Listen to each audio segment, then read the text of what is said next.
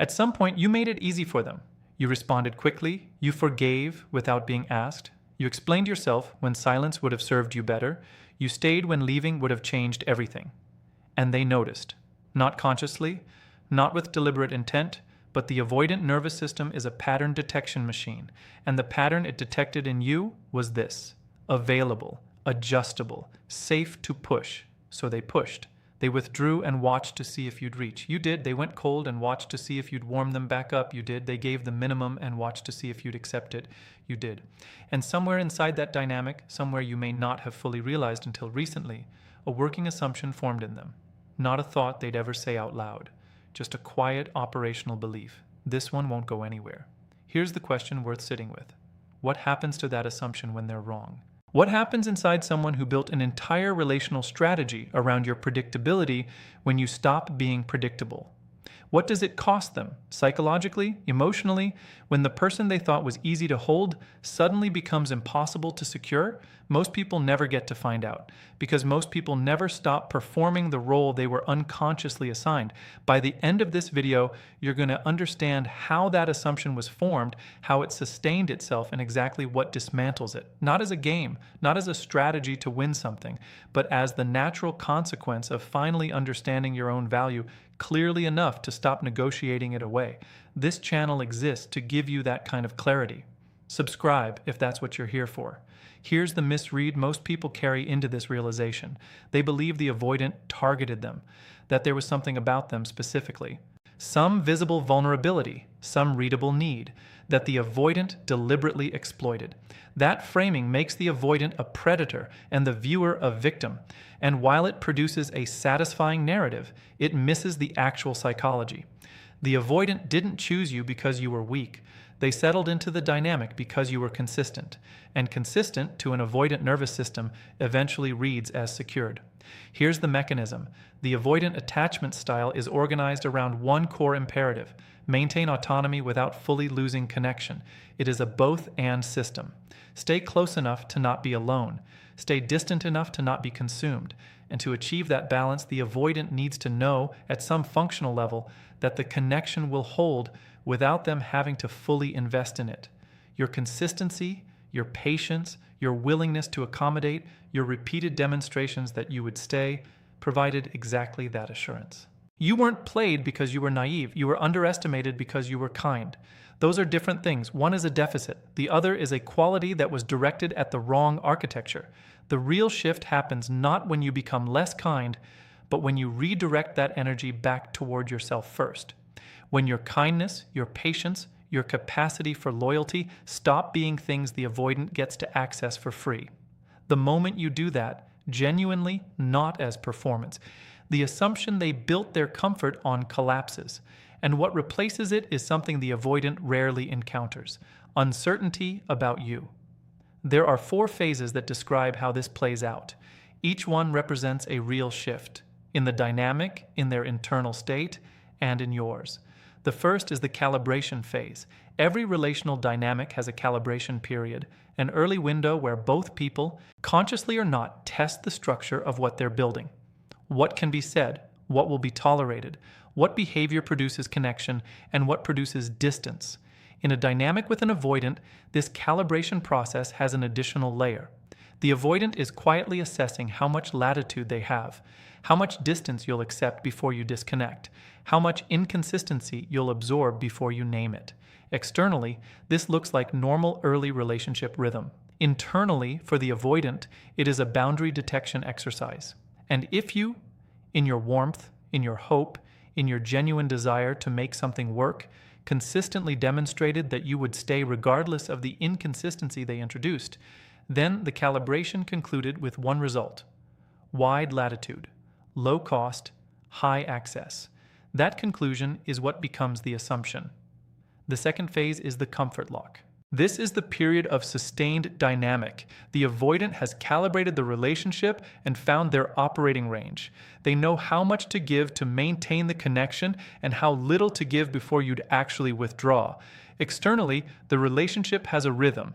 Inconsistent but patterned. They show up enough. They pull back enough. The cycle repeats. Internally, they are not engaged with the relationship at a level that matches yours. They are managing it, running a low-cost maintenance program on a connection they've determined is secured. And during this phase, something is happening to you that often goes unexamined.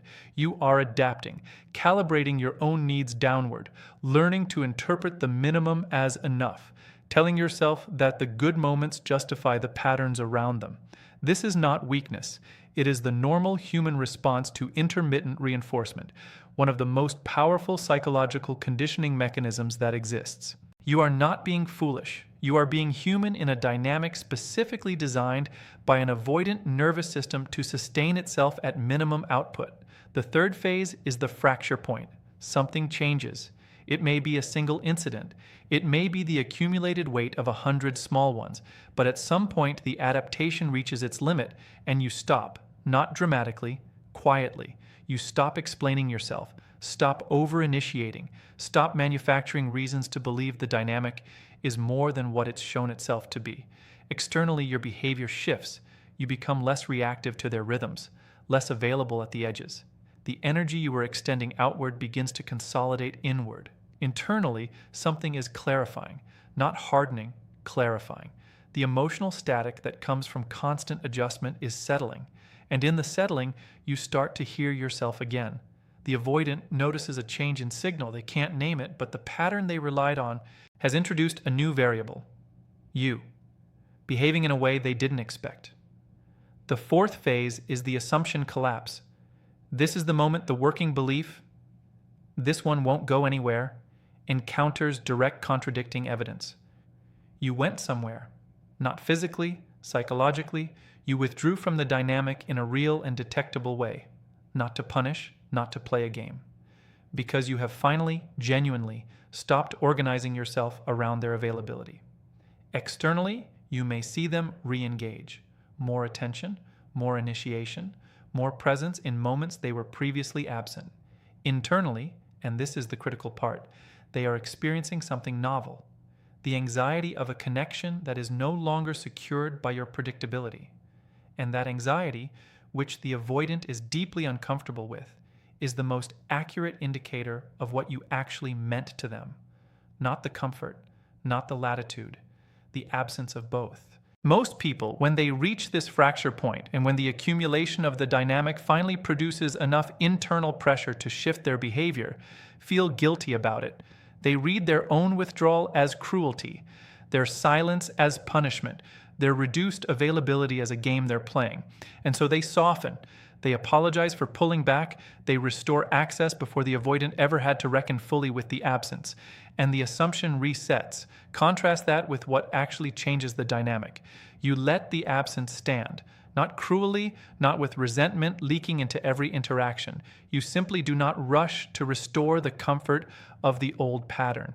You let the avoidant feel, for the first time in the dynamic, what it costs them to lose your investment, not as a threat, as a reality, because the avoidant, whose system is calibrated around maintaining low-cost connection, has never had to calculate what your full withdrawal would actually mean to them. You giving them that calculation, clearly, quietly, through sustained behavioral change, is not manipulation. It is honesty. It is the most accurate information you have ever communicated in this dynamic. There are 5 principles that allow you to hold this position without losing yourself to bitterness or strategy. The first is called pattern interruption. The avoidance assumption was built on the predictability of your responses. Pattern interruption is the deliberate but authentic introduction of unpredictability through the simple act of honoring your own needs first. You don't reach when the old version of you would have reached, not because you're performing distance, but because your actual priorities have shifted. That behavioral unpredictability is not a tactic. It is the natural output of a person who has recentered on themselves. The second principle is assumption auditing.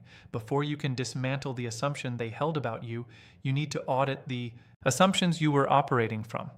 What did you believe about what you owed this dynamic? What story were you telling yourself about why their behavior would eventually change? Assumption auditing is the honest examination of your own internal narrative, the beliefs that made infinite accommodation feel necessary. Dismantling those internal assumptions is what makes the external shift sustainable. The third is called cost visibility. In the comfort lock phase, the avoidant operated without a clear sense of what your withdrawal would cost them. Cost visibility is the process of making that cost real, not through declaration, but through demonstration. When you actually begin living fully for yourself, investing in your own growth, your own relationships, your own momentum, the contrast between what the dynamic offered them and what they risk losing becomes visible, not to punish, to inform. The fourth principle is narrative reclamation. At some point in this dynamic, you accepted a story in which you were the one who needed to try harder, to be more patient, to need less. Narrative reclamation is the practice of rewriting that story with accurate authorship. You were not failing to be enough. You were succeeding at accommodating a dynamic that was designed to take exactly as much as you gave. Reclaiming the accurate narrative, privately, internally, changes how you carry yourself in every subsequent interaction. The fifth is called calibrated re-engagement.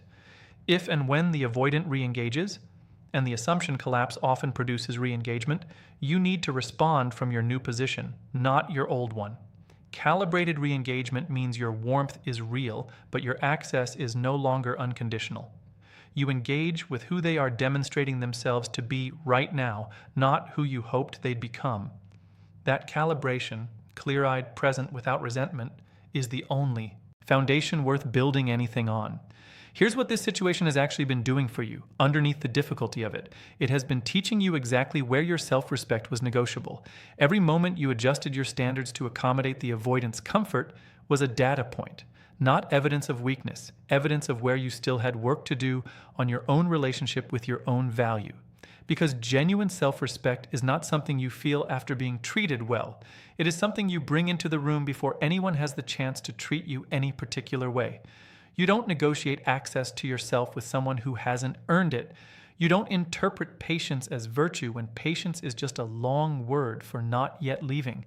You don't mistake your capacity to absorb inconsistency for emotional strength. Real strength is not what you can endure. It is what you refuse to.